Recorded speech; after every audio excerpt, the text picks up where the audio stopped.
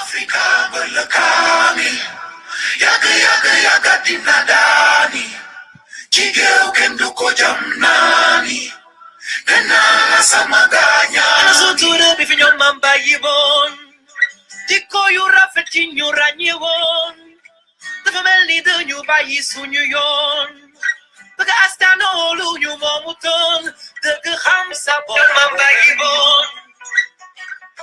You are looking at dawn, African. You feel the sun song, Y'a des Africains, je suis Africain, donc je suis.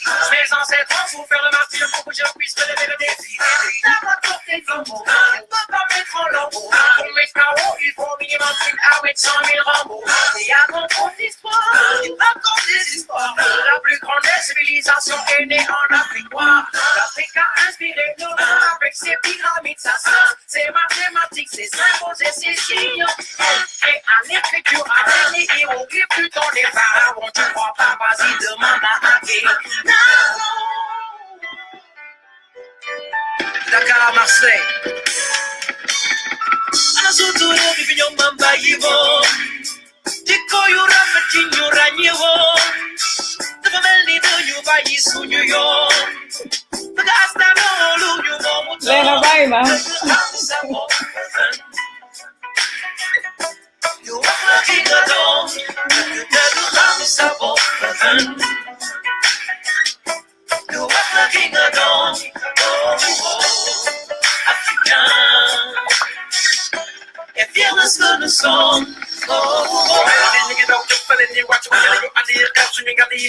Ada Masada, anaga.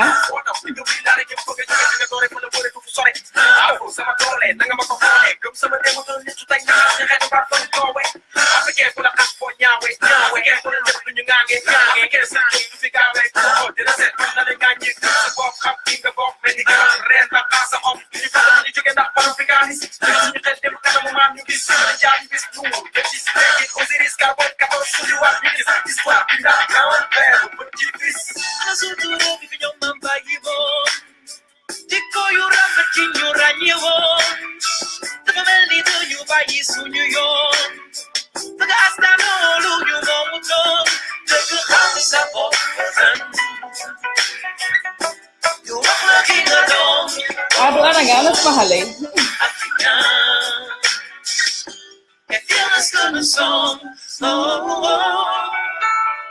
Bamako, Singapore, Angata. Samaganyangi, Yomo Afrika berlekami, yaga dinadani. Anazutura bivinyo mamba yivo. Tiko yura fetin yura nyewo. Tafameli de yuba yisu nyon. Baga astano lu nyumomuto. Anazutura bivinyo mamba yivo.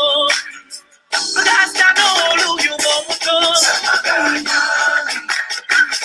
Afrika berlekami, yaga dinadani. Aku lah.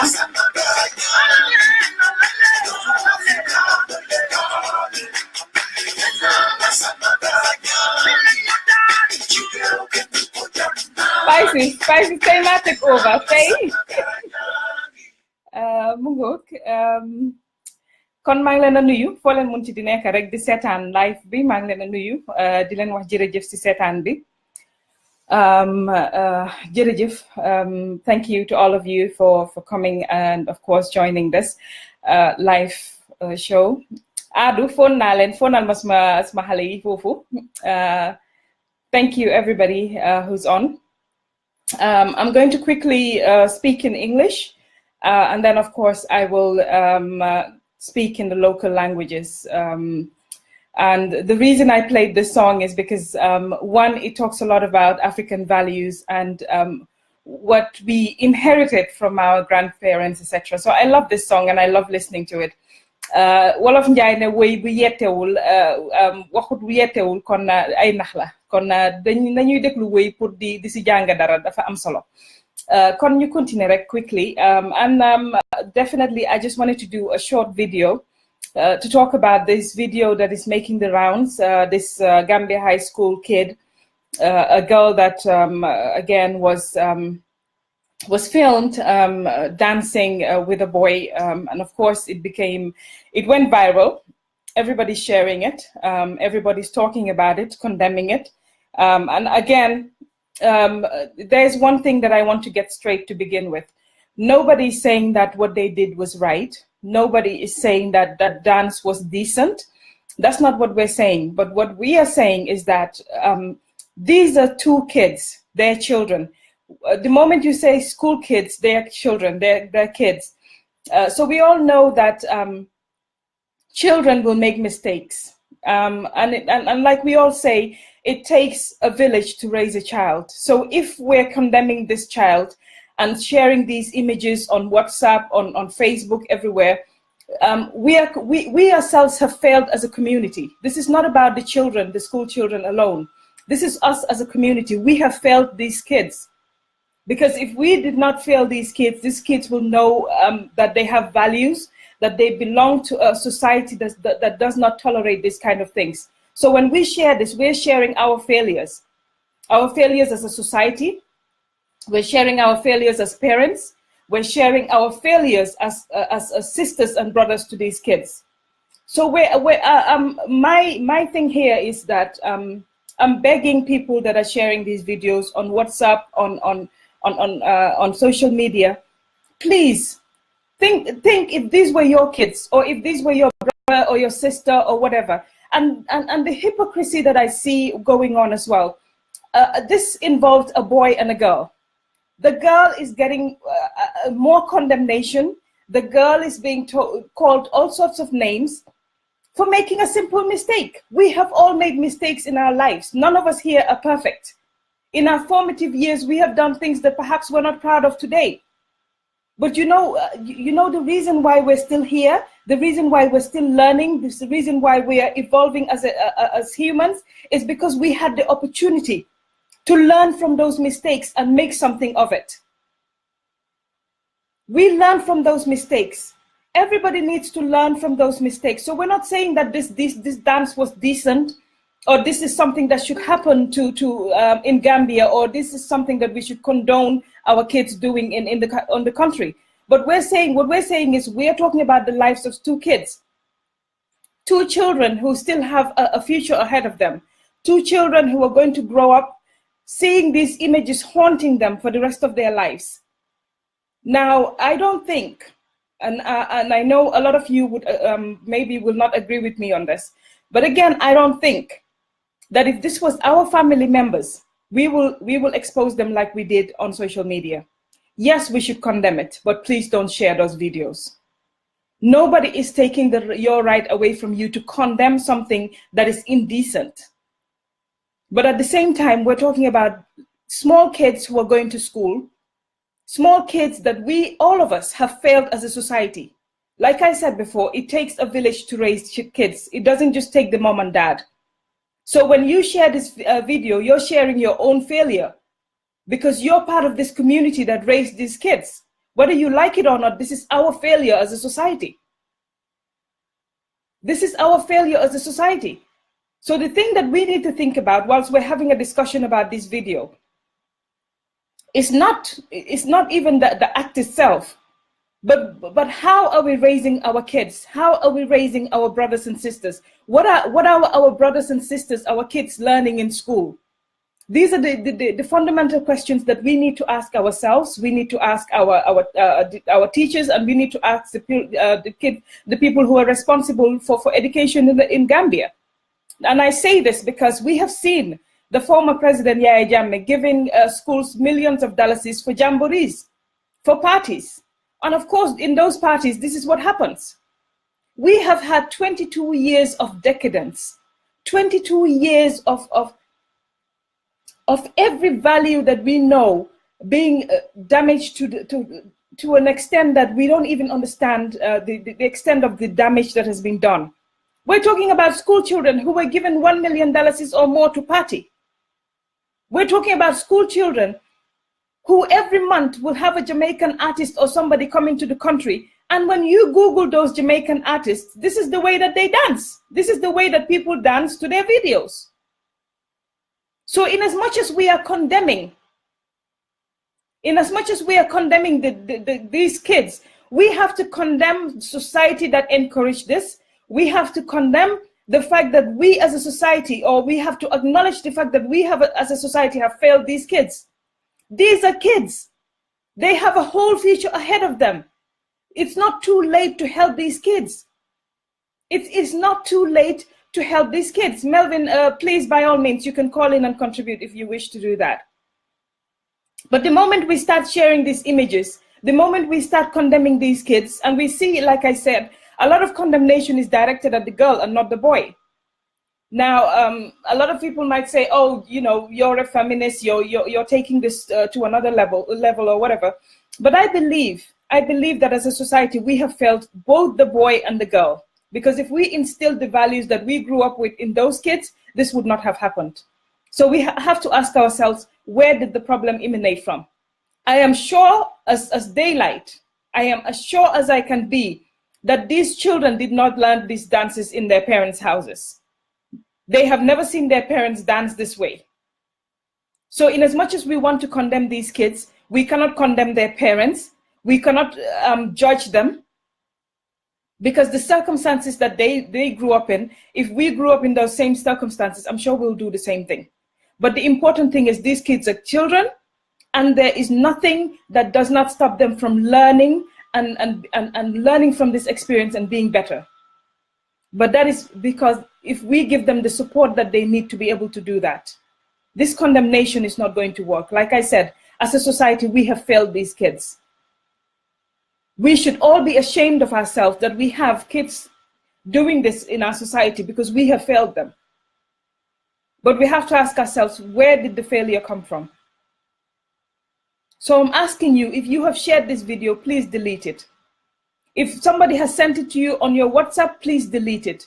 And please ask people to delete these videos. These are kids, they have a life ahead of them, and they have an opportunity to learn and to grow and to be better. And we have to encourage these kids to learn, to grow, and to be better. We have all made mistakes. We have all made mistakes in our lives, but if we were treated this way, we would never maybe have achieved what we achieved today. But the fact that we had a good support system that was there for us, that supported us, that gave us that empowered us to be able to be what we are today is why we are here today. So I'm asking you, and I'm appealing to all of you, please stop sharing these videos. Stop judging these children. When you judge these kids, whether you like it or not, you're judging yourself as well. You're judging yourself as well, because we all failed. We all failed. It doesn't take a mom and dad to raise a family, kids. It takes a village. And when we talk about village, it takes a whole Gambia to raise kids. Now, our kids were raised with jamborees, musical jamborees. Even on a Sunday, kids should be going to school on a Monday, and Wizkid or another Jamaican artist is in town, and they're in at Makati Square dancing away. So what do you expect? I'm sure most of you passing judgment or whatever, ask yourselves, our families, our friends that went to Kaninglai, we were told that in Kaninglai, what happens there is even worse than what we're seeing in these videos. Please, we have to stop judging people. We have to stop sharing these images that humiliate people. You can condemn it.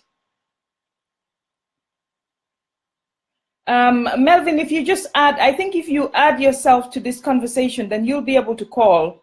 I think that's the easiest way to do it. If you just add yourself to this conversation, then you'll be able to call and speak as well, because I'm not on the radio, I'm just on Facebook, I'm sorry. And I understand that these kids were expelled from school. Again, that's very harsh. Of course, something that we have to teach our kids, and something that we haven't taught our kids, and this is our responsibility, like I said, is the fact that a uniform is sacred. A uniform is a symbol of learning. Is a symbol of discipline. Is a symbol of something. Now, the fact that that uniform was on when that girl was doing this, that's something that we need to address with these kids. But expelling these kids at this tender age, what kind of message are we sending to these kids? You cannot make a mistake. You're going to be judged. The whole of society is going to judge you. And in the midst of all of these things, you're going to be sent out of school, and that's it for you. You have been judged, and that's it. I think really we should appeal, and I know that a lot of people are in Gambia. If people can go and appeal to the school board and appeal to the principal or whatever he or she, I don't know the principal of Gambia High at the moment, but I think people need to appeal to them to reconsider their decision, and to let these kids come back and to be given counseling, or to be for them to be able to understand that yes, they made a mistake, but they've been given a second chance to improve themselves, to better themselves. So please, I am just begging all of you, if you can do that.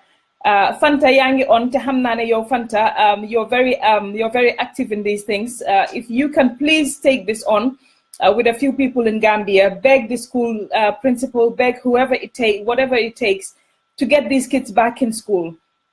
Expulsion is not the solution to this problem.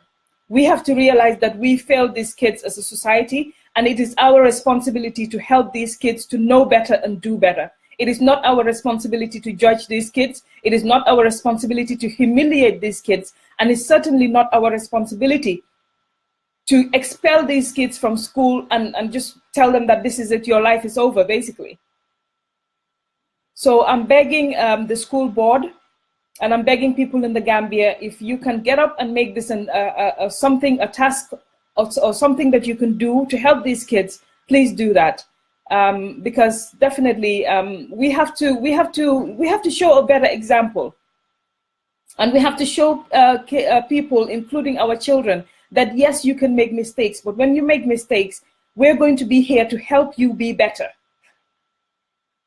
So please, again, I'm begging everybody that's sharing these videos, stop sharing them. If you can delete them, please delete them. These are small children, they're school children, and I'm sure if this was your child or my child or your brother or your sister, you would not be sharing these images.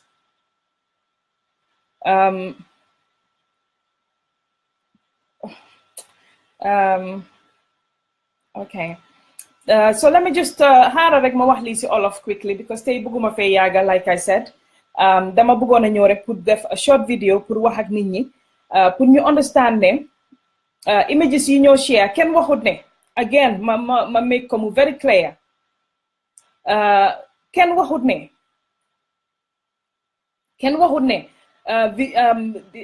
xale jël school uniform di ci fecca façon fecca yooyu noonu is decent. Kenn waxut loolu. Kenn waxut itamit ne fecca bi dafa doon loo xam ne dafa doon ci suñ culture la bokka. Loolu tam kenn waxu ko. Waaye li ñoo wax mooy xale yi ay xale lañ ba léegi. Ñun bañ doon màgga biir Gambia dañu daan wax ne du sa yaay rek ak sa papa ñoo laa yar. Society bi yëpp dañ laa yar, sa néeba su suñ la gisee ngay def lu bon dinañ la yar, wala ñu dem boole laa sa yaay sa papa. Society si boppam nga daan gisee role models yoo xam ne yow si loolu ngay roy pour mun a def lu baax. Ñun suñ toogee tey suñ réew amatuñ role models yooyu noonu, gisatuñ leen. Xale yi liñ gis for 22 years mooy président bi jox leen $1 million ne leen dem leen pati. Xale yi liñ gis for 22 years mooy Jamaican artist ñëw lu mel ni Sunday ñu war a dem school Monday, président bi ne leen kaay leen pati mu declare Monday public holiday. Xale lii liñ gis mooy ñu dem Kanning Laay, kilifa yi nekk fa di def naka si noonu ñuy see teg seen bët. So ñun as a society ñun dañ feel xale yi nii, te kuy share video bii nii da nga war a jël sa responsibility xam ne yow itamit da nga feel xale yi nii. Ma jël call bi ñu boole ko si ñu xool na dina dox fii. Melvin, okay, let's see. Melvin, I can hear you. Go ahead. Let's see if the people are also hearing you. Go ahead and talk. If you're hearing Melvin, please let me know. Melvin, go ahead. Good evening, Melvin. I'm good. How are you? Yeah, I just want to show you. Yeah. Yeah. Can you hear Melvin? Can you let me know if you can hear Melvin? Uh, can you please let me know if you can hear Melvin, please?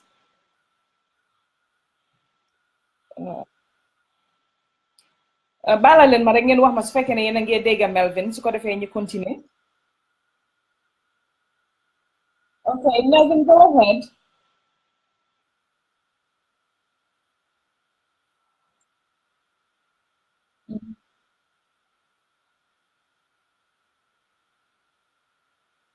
I think they can hear you.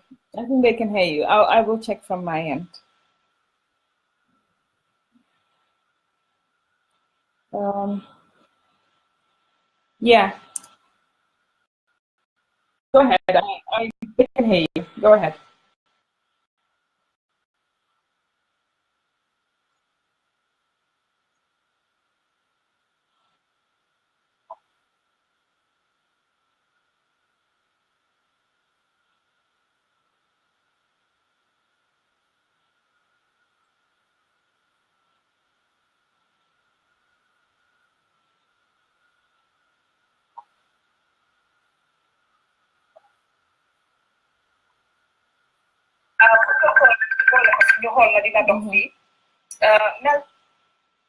Okay.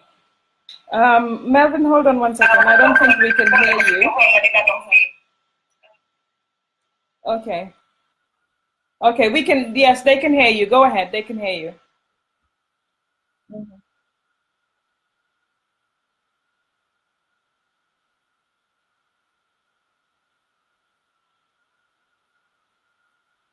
mhm,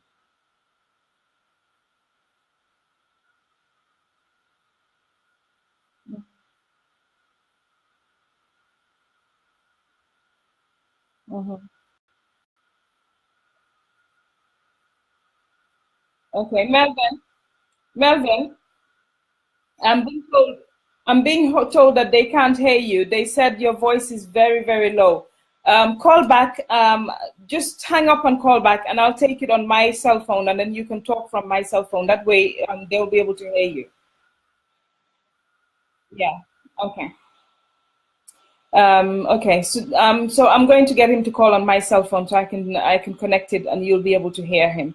But again, Melvin wants to also contribute, and he'll be calling in just a moment.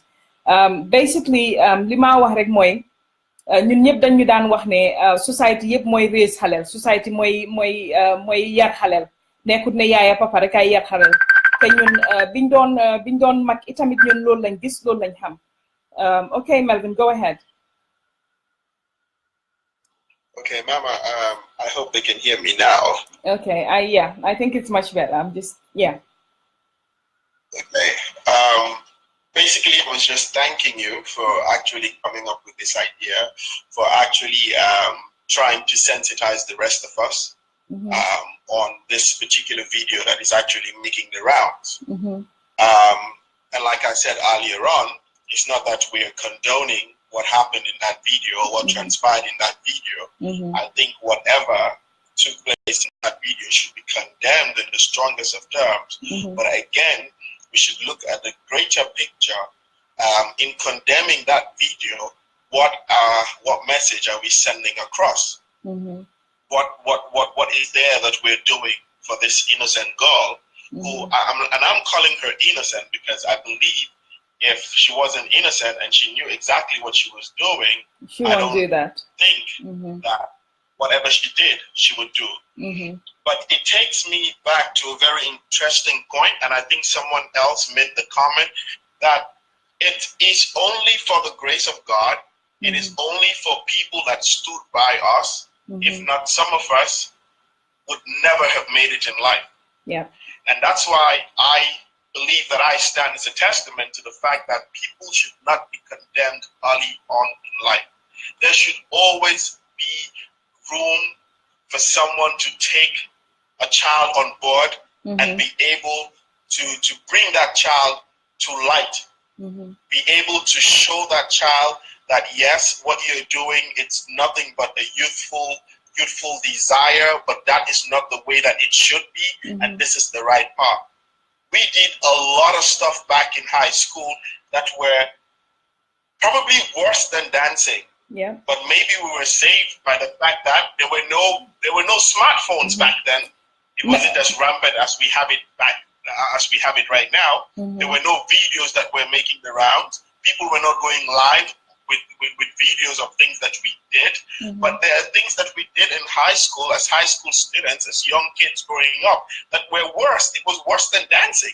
And I'm telling you, these were stuff that we did wearing our uniforms. Yeah. We skipped school. We jumped fences. We did things that we were not supposed to do. And some people were at Melvin. What do you call that place at the shop at St. Augustine's where people would go? Some of them were smoking cigarettes and stuff like that.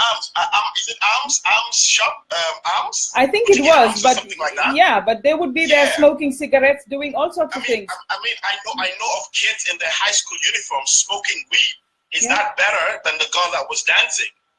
I mean, if we look at it, that is the way. I'm sorry, people may not agree with me, but that is the way the song is danced. Okay, should she be doing it in a uniform? No, outright no. I don't agree to that. But what I'm trying to say, the point I'm trying to put across is, we shouldn't hasten to condemn the girl as if she has done the most despicable thing, the worst thing ever that we have seen on planet Earth. That is so hypocritical. There are people that are doing a lot of bad stuff behind closed doors, and these are people that we glorify every blessed day of our lives. What is the gain? What would we stand to achieve if this girl's future is stained forever? What would we stand to achieve if she's expelled from school? You take that one bit, that lifeline, that hope to have the only opportunity that this girl would have had to become a better person. Who knows? She could have been the next president. She could have been the next medical doctor, the next engineer, the next lawyer. Does it mean that because she had a dance, she did something that she wasn't supposed to do, she should be condemned and sentenced to death? No, I don't agree. Should the school expel her? No. What would the school achieve in expelling her? Keep that girl in school. Correct her. Show her that what she did was wrong. Engage her parents. Talk to the girl. Talk to the society. I think students in school have to be sensitized. They have to know exactly what they stand against. They have to be honest. They have to be able to understand that this is 2017. This is not 1986. This is not 1989. This is not 1984. They should be able to understand that, yes, social media is out there, but the negative impact of social media should be taught to kids in school so they understand what it is that they're fighting against, what it is that they're growing up into, what it is that they're faced with every day of their lives. I don't think this girl should be condemned. And like you rightly said, was it the girl alone that was dancing? No. There was a guy dancing next to the girl. What would happen? We'll live in a society whereby everything a lady does is despicable. Everything a lady does should be condemned in the strongest of terms. But what happens? The boy goes home and gets a pat on the back? That is equally wrong. The boy was equally in a school uniform. It wasn't only the boy and the girls dancing. I think the person who recorded the video is as worse as the boy and girl dancing. The people that were there, that were enjoying the fun and being part of it. We only saw a video of the girl, all right? But I'm sure the dancing went on. I'm sure the party went on. I'm sure people did a lot of stuff that you and I are not seeing. Should we condemn them? Should we totally send them to the back of society and say, you know what, they're good for nothing, they can exactly. It's like send them to the gallows and just cut off their heads and that's it. What sort of messages are we sending? Exactly. These kids. And I'm begging you, Mama, if there's any way that you can engage the school authorities, or if there's anybody who can do this in Gambia right now, I don't think that girl should be expelled. The school stands to gain nothing by expelling that girl from school. I think that girl should be engaged. I think that girl needs counseling. I think she needs, what has been done to her so far, to her reputation, to her personality, to her being? It's worse than that 5-minute dance. It's worse off than what could be achieved through expulsion. I don't think, there are times in school, Mama, for those that know me, there are times in school that I did the worst stuff. I fought in school. I skipped classes. I did stuff. I could have been expelled. I could have been been suspended from school. But I was never expelled from school. I was given an opportunity. And thank God, and for the grace of God, I think I am a better person than I was before. Yeah. I understand things better now than I did then back then. Definitely. So really, I think this is an amazing opportunity for you to engage the average Gambians, to engage the masses, both in Gambia, both in the country, outside the country. Let us find ways of encouraging and nurturing these kids. Yeah. Let us just not condemn them. Let us find a way whereby we can talk to them. Some of these kids, all they need is love. All they need is attention. All they need is someone to have that big sister, that mentor, that person that can talk to them, that can explain to them, that can identify with them. So some of these things, it's not just, they're not doing it because they want to do it. They're not doing it because they're bad. They're not doing it because they're less of a human being. They're doing these things because of ignorance, because they don't know. And I think really, our society should not condemn these kids. And I just felt I had to call in Mama and Thank just you. add it because it's been going on in my mind. I've been wondering, and I just didn't know how to go about it. But I thought it's a brilliant idea for someone like you to come up with this. And I pray that God will continue to guide and protect you in everything that you do. Continue to give you the strength and continue to give you the enabling to be able to do all these positive things and to live above the noise, Mama. I'm going to add that. Just live above the noise, you understand? Yeah. Leave above your distractors. Leave above people that are full with so much negativity, so much anger. Just be yourself and continue to be you. People like us that believe in you will continue to believe in you. People like us that believe in your positivity will continue to look up to you. So thank you, Mama, once again. I just had to call and say that, you're doing a brilliant job. This is phenomenal. And, God bless you for this. Thanks, you. Mama. Thank you, Melvin.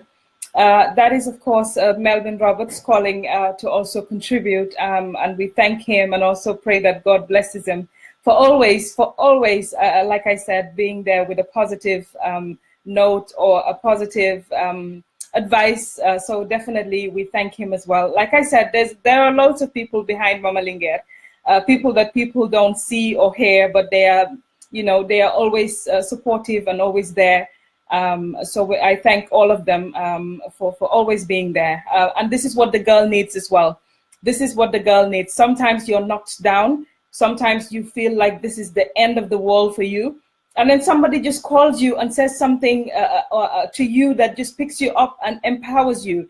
And this is what this girl needs. Of course, nobody is condoning what she did or what the boy did. It's wrong what they both did, especially in school uniform. But this, again, does not warrant the kind of condemnation, the kind of humiliation that we see people doing and people involved in. And that's why I thought that as somebody who at least talks about these social issues, it would be good for me to come out and speak about this and say that, yes, every one of us makes mistakes, but we learn. We're supported to be better. When I was a child, I'm sure I made mistakes, but I had a society to help me be better. I had people who made me, who helped me, who empowered me to be better. And that is what we need, a society that will empower people, that will support people, that will be there to make us be better, to empower us to be better. If everybody condemned us or judged us when we made mistakes when we were kids today, I don't think we will be where we are today. So li ma wax rek again, ñun Gambian bi gaaw nañ torop si kii mooy kan wala kii lam fi defoon wala whatever. Definitely te tey xale bi nii noonu ngeen ko def, parce que ba ilaa yow mi diin li ngeen ko def nii moom xëy na def na benn mistake de, waaye yéen li ngeen ko def nii jël vidéo yi di ko share, jël lii di dafa dem ba ilaa yow mi diin wéy laay nekk si xale bii nii, surtout xale bu jigéen, because ñun suñ society, whether we accept it or not, ñun suñ society ba léegi we have a problem with judging women harshly and not judging the same people or the boys that are equally to blame as well. So whether we want to believe it or whether we want to understand or whether we accept it or not, this is what happens. Society judges women harshly. Elek xale bi fum dem, fum munti di dem, dinañ ko ne li nga fi defoon, sa vidéo yi nii ba nga defee nii ba nga defee nale. Gambian dafa gaaw si fàttali ni démbaam. Te wax dëgg neex yàlla ku amul démba wala koo xam ne yow sa démba jànguloo ci mu def la tey nga mel ni nga mel, kon yow doo nit, yow growuloo.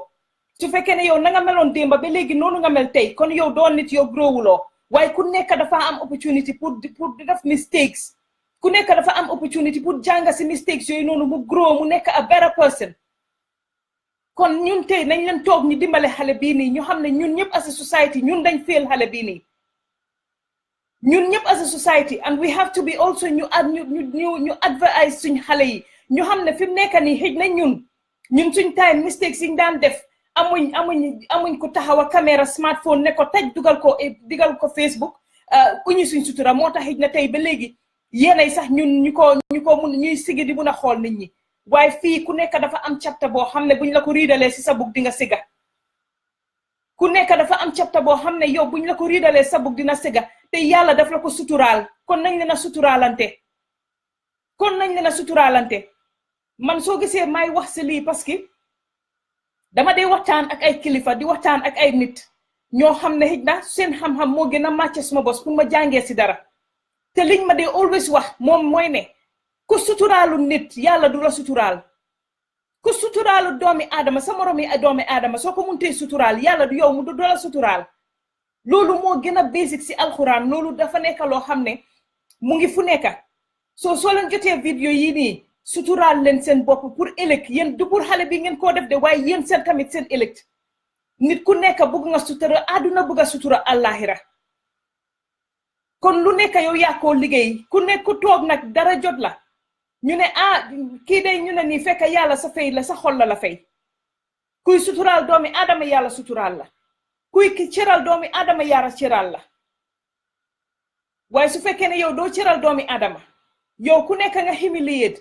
yow ku nekk nga wax lu ñaaw nañ leen ko seetaat like I said before suñ society di dox si li ñoo def nii suñ society di dox si lu ñaaw lu nekk ñu génnee naked videos ñun ñoo ko share su la nit yónnee naked video jàmbur wala mu yónnee la nataalib jàmbur and I will tell you a story dafa am koo xam ne toog na fi wax ma yu bari def yu bari ñu yónnee ma naked pictures am from Gambia la naked pictures yooyu jógee borom ne ma kii di la wax lii ak lii ak lii lu mel nii ak lii la fi def yónnee ma naked pictures yooyu su ma neexoon damaa jël pictures yooyu publish ko toog di xoole waaye xam nga kooku li ñoo wax lu nekk sa mbañ xalaatal ne man su ma ko lii nit defee ndax man war naa def lii na lii suma cër la man nataal yooyu ba Gambia la jógee ba saa si yàlla tey si bañ ma ko joxee dama ne borom ma ne ko yow fi mu nekk ni dama bëgg nga delete yow copy bi nga am mu ne ma waaw ba mu ko delete ba pare ma delete moom copy bi ma yónnee te billahi kooku noonu dama ko toog ma ne ko nit dangaa suturaal sa moromi nit du moromi julit sa de sa moromi nit pour ëllëg loo foog ne nit ki sam noon la sax yéenay doo ko def te ñun fi mu toll nii si Gambia fi mu toll nii xale bi yaaxal nañ ko loo xam ne tey xëj na ñun ñu ngi toog di ko condemn waaye ëllëg xale bi ni mu ko dundee loolu moo gën a am solo ëllëg xale bi fu moo toog ëllëg xale bi ni mu ko ba pare ñu tegal ko ci daaxa ko school yow looy wax xale boobu noonu fi mu nekk nii xale bi demut school li Melvin wax xale bi munoon na fee nekk docteur munoon na fee nekk leneen munoon na fee nekk lawyer munoon na fee nekk engineer munoon na fee nekk computer scientist ñu ne ko because yow benn mistake bii nga def nii fi mu nekk nii society yëpp jooj nañ la ñun fi mu nekk nii ñun ñëpp dañ la jël ne la ne demal fi mu nekk nii nga dem tëddi prison nañ la dugal nii ñu tëj la parce que lii prison la ngir yàlla nañ leen bàyyi wante xel ñun society ñun dañ feel xale yii nii 22 years of musical jamborees 22 years of Canning Live Festival 22 years of party rumbaay mooy lii these are the effects ñu am nag démocratie boo xam ne fi mu nekk nii ku jël dol jël caméra ne taj dugal kenn mun a suturaal moromam because yaa ngi yàkkamti pour ay buzz ak kenn xamut ngir yàlla nañ leen suturalante nit bu la yónnee dara ngir yàlla jëlal nga delete ko soo munta wax sa kooku ne ko ne lii day bu ko defati yow jëlal nga delete lim la yónnee bu ko share waaye xale bi definitely dañ leen a ñaan rek again parce que mënu fee forcer kenn kenn mënu fee forcer kenn ne ko ne defal anything waaye liñ leen a ñaan rek mooy ne nañ leen dimbale xale yi ni ñu suturaal leen nañ leen dimbale xale yi ñu jàppale leen nañ leen dimbale ñun nga xam ne mun nañoo jóg di wax nañ leen jóg di wax si valeur nañ leen jóg di wax si values yi nga xam ne mooy doxal suñu réew moo ko yóbbu kanam nañ leen sensitize xale yi about social media fi mu nekk nii lu fi xas ba duga am na ñoo xam ne dinañ ko jël because bugga nañ pour make xaalis on YouTube dañoo jël yooyu noonu dem dugali ko tamit YouTube di yaaxal nit ñi seen àdduna anything loo fi wax tey ba ilaa yow mi diin ñu jël ko dugal ko YouTube yow kooku yaaxal nga ko àddunaam su nekkoon sa mbokka doo ko def su nekkoon sa doom doo ko def su nekkoon sa yaay doo ko def su nekkoon sa mag doo ko def kon lii dara jaru ko fi yéen mi ko dugal YouTube ñu ngi leen a ñaan ngeen génne ko fa yéen mi ko nekk di ko passante on WhatsApp ñu ngi leen a ñaan ngeen génne ko fa school authorities yi ñu ngi leen a ñaan di appeal to ñoom ne nañ jëlaat xale bii nii ñu indiwaat ko ñun gisoon nañ fi ñoo xam ne dañ mistake ñu biir bi ñoo dem school ñu biiral leen ñooñu dañ wasin seen doom yi seen famille yi jàppale leen ñu delluwaat school tey ñu ngi nii am seen degree nekk ay nit ñu baax ci society kon nañ leen bàyyi di jooj nit ñi ku nekka waxuñ ne duñ taxaw wax ne lii dafa wrong surtout nga jël uniforme sol ko di def yenn façon feature loolu dafa wrong kenn disputed loolu waaye di ko condemn di share videos yi di ko condemn di wax yu ñaaw definitely loolu war nañ koo seetaat surtout nag ñi dem ba éega si kilifa xale yi nii xale yi fi mu nekk nii YouTube sax dañ koo ubbi Jamaican artistes yi ñuy seet li gaay di def ñoom tam ñu koo def loolu lan la am ak parents si xalal xëj na ñooñu parents am yaa nga toog yar ko fañ ko war a yaree def si moom values yi ñu war a def si moom tey mu dem def lu mel nii def mistake parents yooyu tam ñu jàppaleen parents yooyu foog nga ne parent dina toog di fecca façon fecca yooyu noonu si saalam doomam di ko gis du ko gis ku dem parents yooyu sax xamuñ façon fecca yi sax fu mu jóge mënuñ ko sax musuñ koo dégga sax xamuñ ko soo leen toogee ebu leen rek si xale yi ngeen a condemn de ba si parents yi di xas parents yi di saaga parents yi seetaat leen ko na right na ñun suñ society ñun ñëpp ñoo féel xale yi nii man tey su ma fi toogoon di def yenn façon fecca wallahi azim su ma yaay xamul sa façon fecca yooyu man su ma yaay sax mënut a fecca fu ma ko jàngee si biti laa ko jàngee si society laa ko jàngee YouTube laa ko jàngee gis naa Wally Seck fecca xaw ma naka riigu man tam ma ñëw taxaw riigu dafa tax suma parents si bon dafa tax man ma bon waaye fi mu nekk nii du saaga parents si xale yi nii du wax bu ñaaw xale yi nii ngir yàlla nañ leen ànd ak suñ xel kenn waxut ne xale yi liñ def bonut wala xale yi liñ def dafa baax déedéet loolu kenn waxu ko de waaye bu façon yi amee nañ leen xam niñ ko share nañ leen xam ni ñoo toogee waxtaan ak xale yi te nañ leen dimbale xale yooyu noonu ñu build suñ society lii moo tax bés bu nekk ngeen gis ni ñee ngee binda we have a country to build we have a society to build we have a society to build.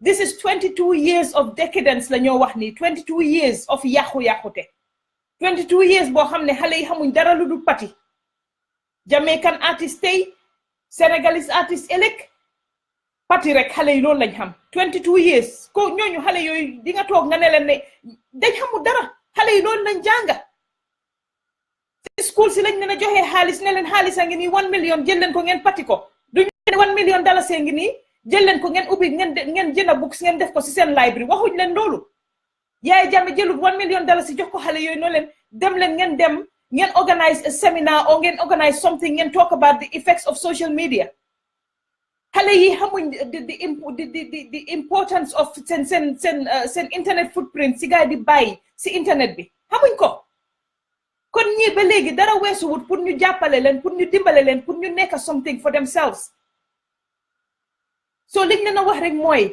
ngir yàlla bàyyi leen vidéo yi ngeen a share nii on WhatsApp on YouTube on Facebook everywhere delete leen vidéo si nii ngeen suturaal nit ñi billahi li ma leen a wax téere la like I said man jànguma de waaye dama dee waxtaan ak ñi jànga dama dee bugg a xam soo gisee yu bari tey nit toog di ko moytu wala di ko bàyyi xel parce que dangaa toog ñu wax la ci yenn yoo xam ne ñu waar la ci yenn yoo xam ne di nga ne ah lii de xaaral ma bàyyi ko xel ma ni tamit noonu la nit di growee te wallahi azim yàlla daf ko wax ci alxuraanam ne ku munta suturaal doomi aadama man duma la suturaal àdduna nag ak alaxira te ñun dañ toog fi mu nekk nii doomi aadama lañ gën a nasaxal doomi aadama lañ gën a mun a toroxal doomi aadama lañ gën a mun a humiliate nañ leen bàyyi suñ xel ñii ay xale lañ ngir yàlla yonent bi lañ dina ñaan kenn waxu fi ne soo leen ko condamné wala ngeen wax ne dafa ñaaw loolu dafa nekk loo xam ne da ngeen wrong déedéet kenn waxut loolu da ngeen right you have every right to say ne lii nii is not right you have every right to say that waaye ngir yàlla share video yi di humiliate xale yi nii di leen gën a dehumanize loolu noonu mooy li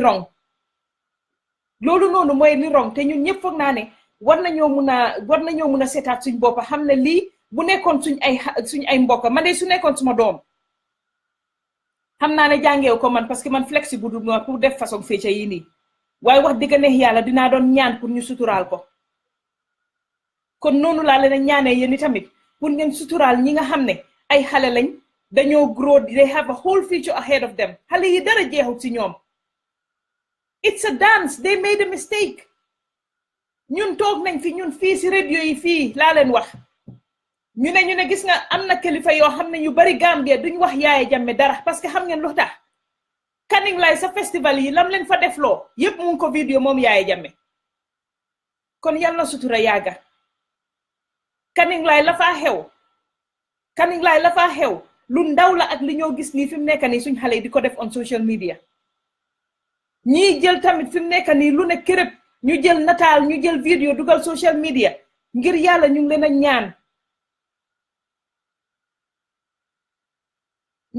ngi leen a ñaan yéen mi ko jël di ko share on social media yéen mi jël gis nit def dara ngeen jël ko share ko on social media bàyyi leen seen xel wallahi tey bu yàlla defoon ne ko gaay de waxee bu yàlla toogoon rek def guddi bëccëg dafa am reason moo tax mu def guddi ak bëccëg de xam naa ne tey buñ toogoon rek guddi leer ne nañ nekk bëccëg ñu bari tey di yuuxu di wax duñu wax de kon yàlla bu ñu suturaalee ñun itam nañuy suturaal suñ moromi doomi aadama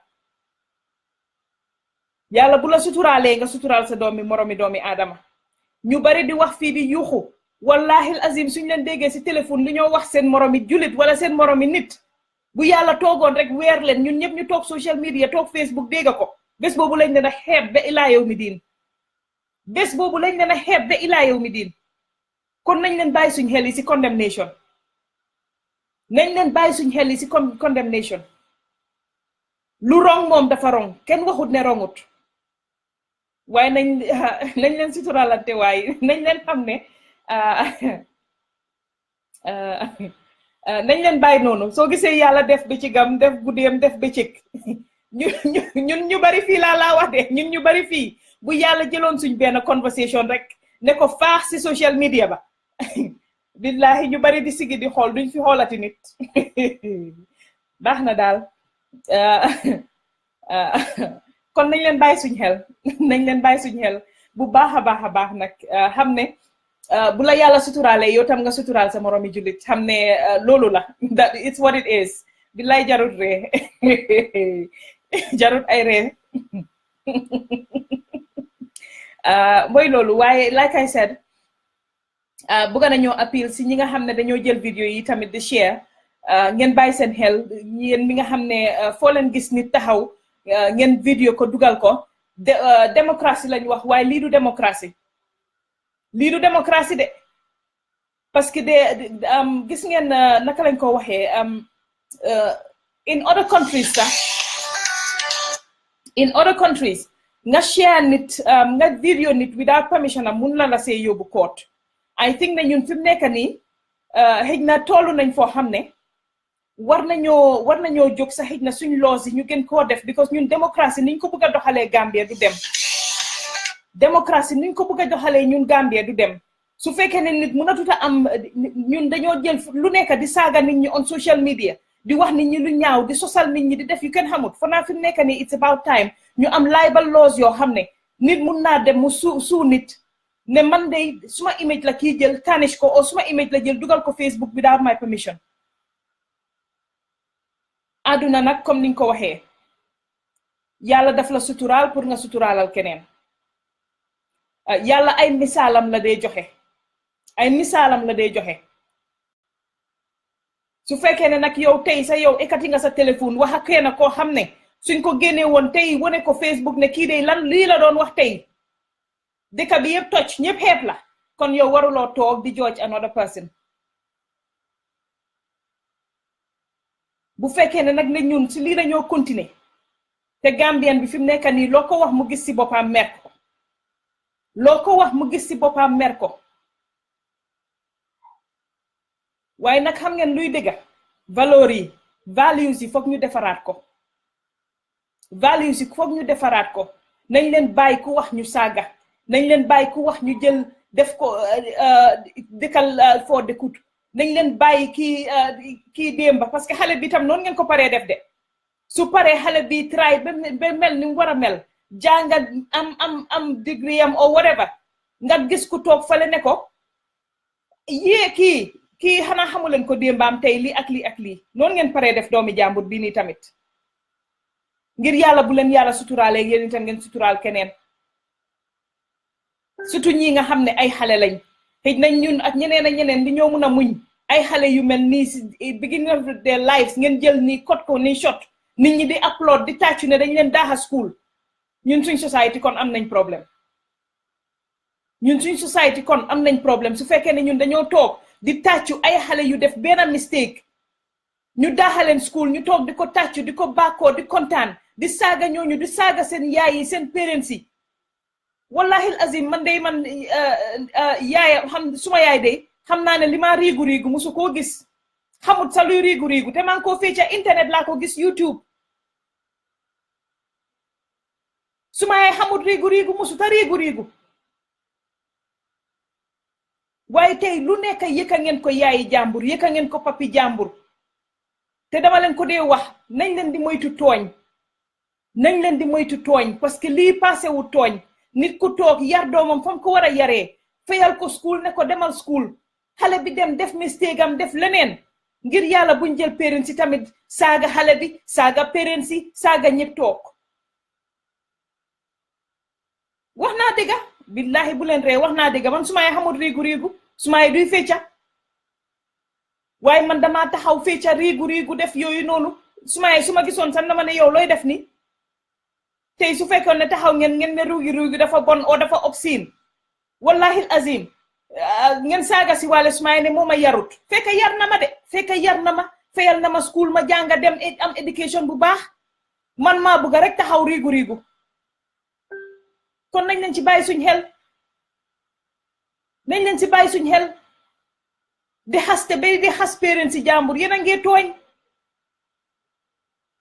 te maa ngi ñaan ñi nekk Banjul ñoom Melvin ak ñeneen ak ñeneen ngir yàlla jóg leen ngeen petition di school jóg leen ngeen ñaanal xale yii nii ñu delloo leen back to school ñu ni tamit ñun mi nga xam ne dinañ wax an man bi ma demee I will share the video bi ma demee Gambia last time bi maa ngi demoon Brikama am na school bu fa nekk boo xam ne demoon naa fa ma waxtaan xale yi and I promise ne man su ma dematee Gambia I will take it upon myself dinaa volunteer schools yii nii muy Gambia High School muy St. Augustine's muy schools yii nii dinaa try ma dem fa am a special talk with them on the importance of social media seen footprint si gaay di bàyyi because fi nekk nii sax dangaa dugga Facebook wax fa lu ñaaw wala saaga fa wala whatever loolu daf laa toppa ba abadan because mu ngi always si sa footprint bi nga xam ne moom nga bàyyi si media si web page bi nit mun naa dem years later Google sa tur mu ñëw op so nañ leen di bàyyi suñ xel ñu sensitize suñ xale yi on social media on these things because dafa important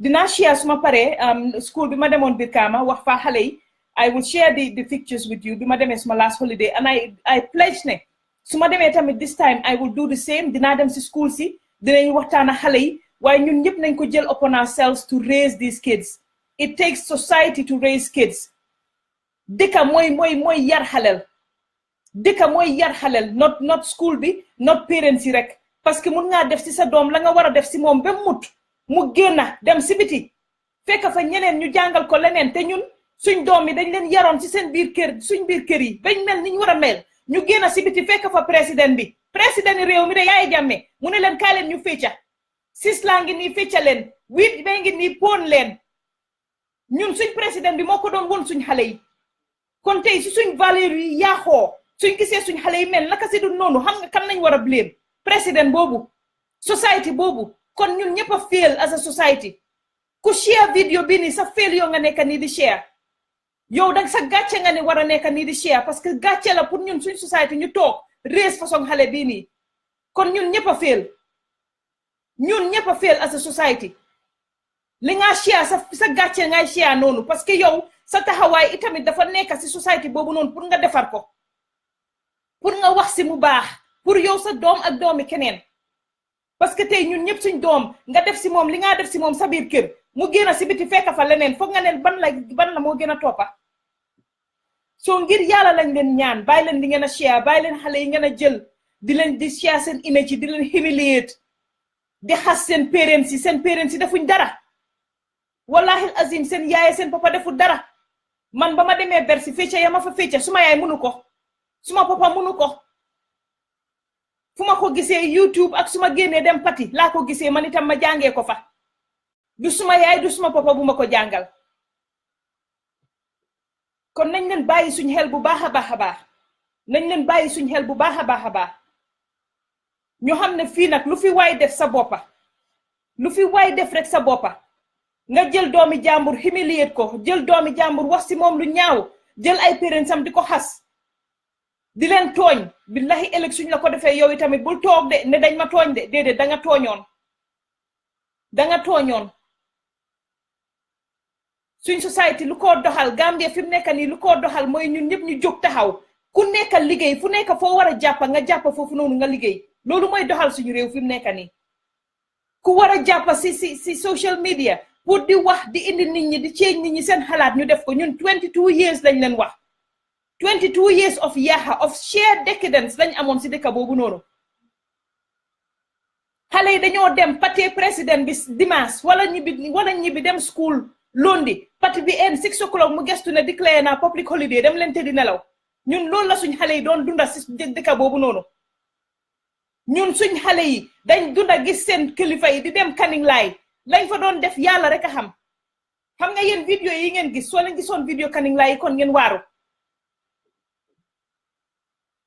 kon tey ñun buñ toogee nañ leen jéem a góorgóorlu ñu jàppante nañ leen jéem a góorgóorlu ñu liggéey ku taxaw ne fii wax du doxal réew mi ngeen ne lu moo xamut lu moo wax waaw saaga ko xas ko dëkkal ko fu mu dëkkul waaye wax fi mu nekk nii du doxal suñu réew wax fi mu nekk nii mënut a doxal suñu réew foog ñu taxaw liggéey foog ñu taxaw booloo nekk benn xam ne ñun suñu société ñun rek a ko mun a defar 22 years of yàqute la ñoo wax 22 years boo xam ne yow dangaa bokkaa nit ndeya baay ñu daaxala tey liggéey ñu jox ko liggéey bi mu jël ko dem liggéey 22 years boo xam ne dañ toog gis suñ imaam yi sax duñ wax dëgga parce que ragal 22 years boo xam ne dëkk bi benn valeur amu ko président bi lu ko neex la moo def kon xale yi tey luñ mel ñun ñoo leen fail as a society ñun mi jógutoon xeex lii pour mu génn ba xale yi 22 years ñu koo dunda kon kuy blame xale bi nii blamal sa boppa tamit de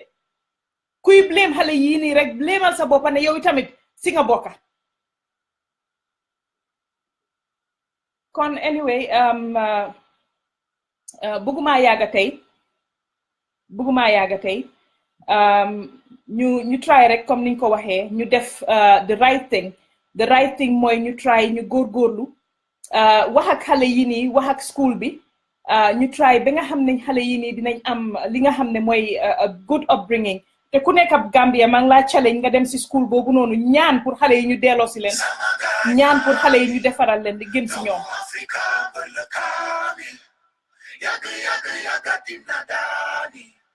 Chigeu kendo ko jamnani Denala samaganya Anasutura bifinyo mamba yibon Diko yura fetinyo ranyewon Defamel ni dunyo bayi sunyo yon Baga askano lunyo momuton Deke khamsa bokbaran You are looking a don Oh, African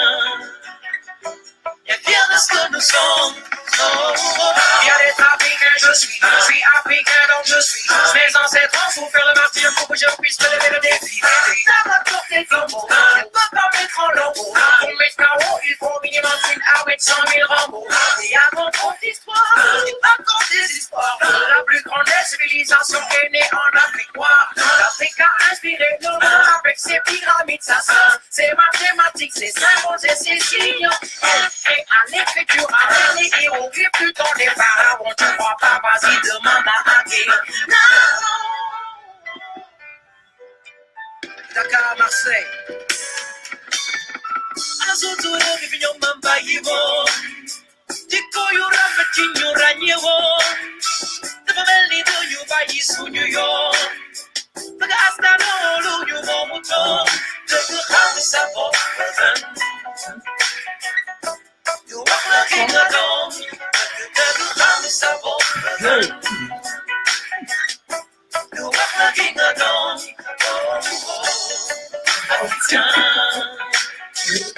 If you're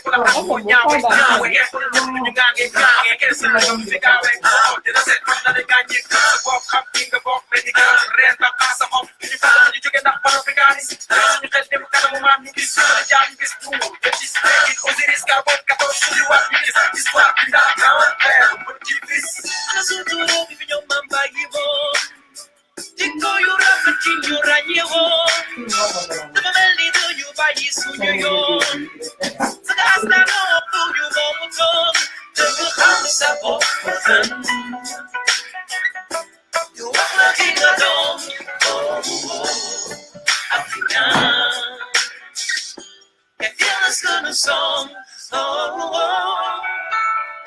Bamako, Singapore, Angata. Samaganyani, Yomo Africa, where you're coming. Yaki, yaki, yaka, dinada. Soturo, if you don't remember, you won't. Tiko, you love it, you run, you won't. No only do you buy his studio. That's not all you won't. Soturo, if you don't remember, you won't. That's not all you won't go. Samaganyani, Yomo Africa, where you're coming. Yaki, yaki, yaka, dinada.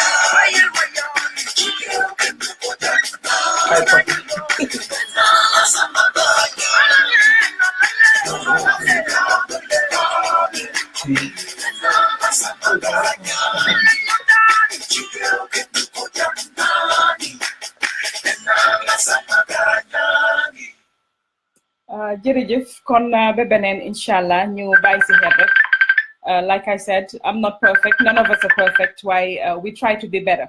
Thank you very much. Good night.